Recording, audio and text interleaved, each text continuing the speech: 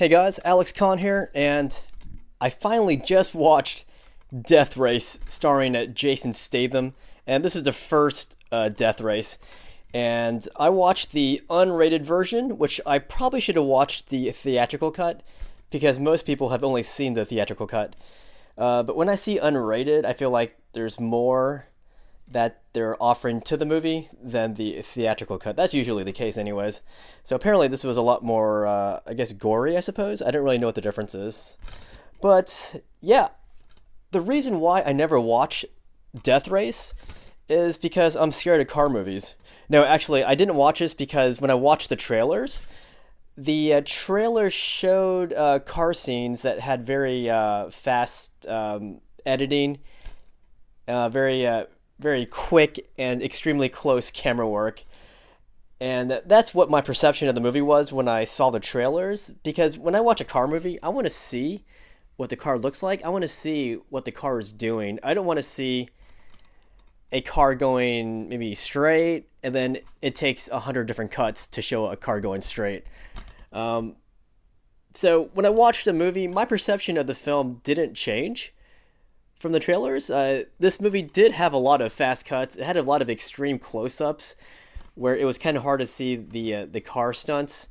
But it was a very fun car movie. This is definitely a car movie, and if you'll notice, the title is Death Race. That is actually based on Roger Corman's Death Race 2000 movie made in like 1975. This is more of a reboot, though. This feels nothing at all like the original Death Race. The original Death Race was, in my opinion, filmed way better.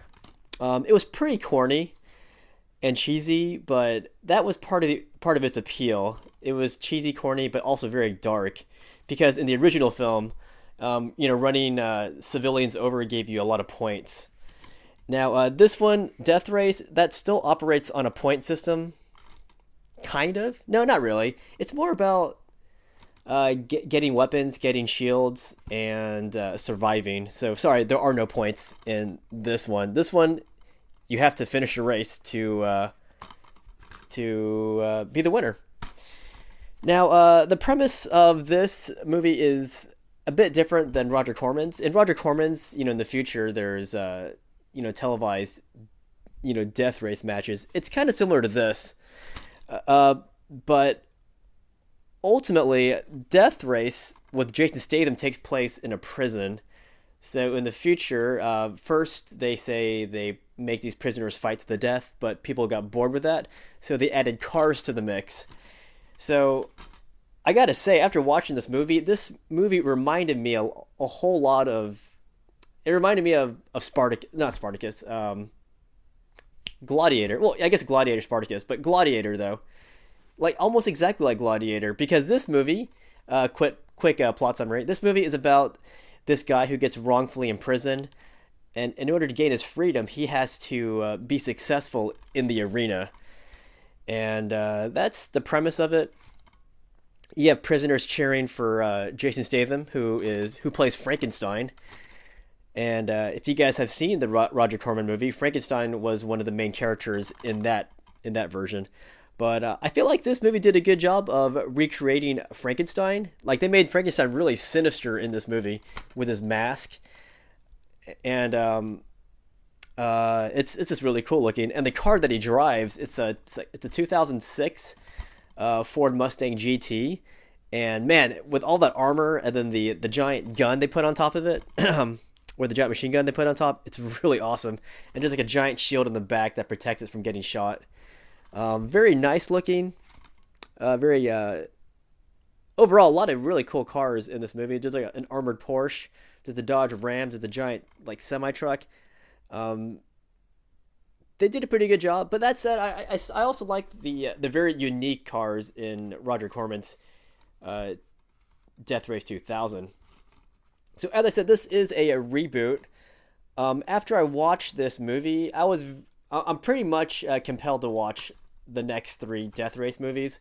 Now, I think Jason Statham disappears after this movie. I'm not sure if he comes back or not, but I think part 2 or part 3, maybe both. It's a prequel to this. It talks about the original Frankenstein driver, And sorry to spoil it for you, but Jason Statham is not the original Frankenstein.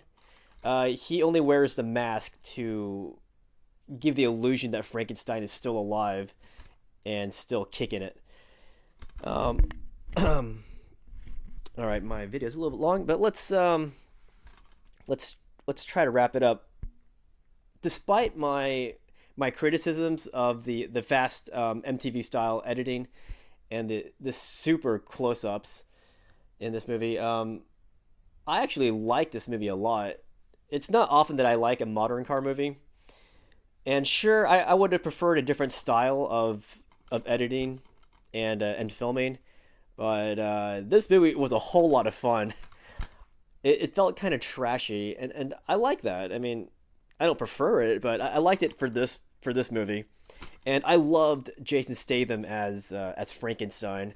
Sometimes I think he's a really kind of like a cheesy actor, but in this one, he played more of a really awesome tough guy. He didn't like cheese it up or anything, and he kicked a lot of butt, and I like that. So yeah, watch the unrated version. I loved it, but yeah, I like it a lot. It's solid. So yeah, I'm gonna watch the next three Death Race movies, and I'm gonna tell you what my opinions are on those. Mm, got really nothing else to say. Oh yeah, I also watched Death Race 2050, and that was a direct sequel to Roger Corman's Death Race 2000. Again, the Jason Statham movies have nothing to do with, well, they're not sequels to Death Race 2000. These are reboots of Roger Corman's Death Race 2000 series. And I think that they did a good job of bringing Death Race to the modern audience, because a lot of those car designs in Death Race 2000 were pretty hokey. But again, that was part of its appeal. And Death Race had its own appeals, so let's just say to each his own. I think both styles of making Death Race are pretty good. I prefer the filmmaking of the original Death Race 2000 though. But until next time, I'm going to try to review part 2, part 3, part 4 when I get a hold of them and watch them.